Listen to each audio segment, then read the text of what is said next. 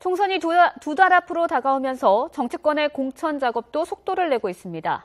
하지만 여야 모두 현역 의원들의 대거 물갈이 공천이 예고된 상태여서 곳곳에서 불만의 목소리가 터져나오고 있습니다. 이런 가운데 주도권을 잡기 위한 야권의 신경전도 갈수록 달아오르는 모습인데요. 국회 취재기자 연결해 보겠습니다. 구수본 기자. 네, 국회입니다. 네, 일단 현재로서는 새누리당의 공천 작업 속도가 가장 빠르다고요?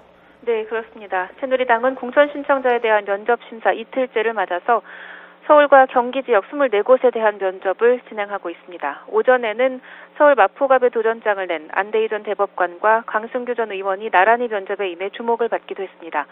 또 이한구 공천관리위원장이 현역 의원들에 대한 강도 높은 심사를 예고한 만큼 초미의 관심사는 현역 물갈이 폭입니다. 이를 반영하듯 어제에 이어 오늘도 현역들이 예외 없이 면접 대상에 이름을 올렸는데요. 원내 사령탑인 경기 평택갑의 원유철 원내대표와 경기 안양 동하늘의 4선 중진 신재철 의원도 면접 심사에 응했습니다. 네, 이런 가운데 야당의 공천 작업은 어떻게 진행되고 있습니까?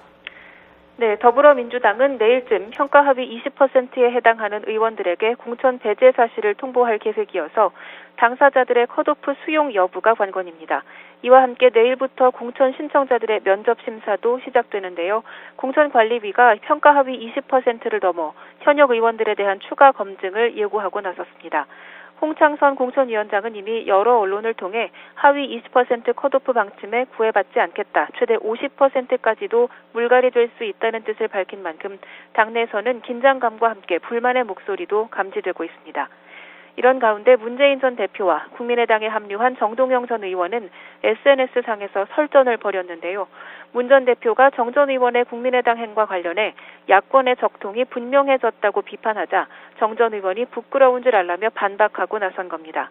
정 전 의원은 문 전 대표가 영입한 김종인 비대위 대표에 대해 박근혜 정권 탄생의 1등 공신이자 햇볕 정책을 정면 부정하고 있다고 비판했습니다. 이에 대해 김종인 대표는 심심하니까 글 한 번 쓰는 것이다. 논평하고 싶지 않다며 무시 전략으로 일관했습니다. 야권 적통성을 둘러싼 이번 설전은 호남에서 맞붙을 이번 총선을 앞두고 점점 더 격화될 수 있다는 분석입니다. 지금까지 국회에서 YTN 구수본입니다.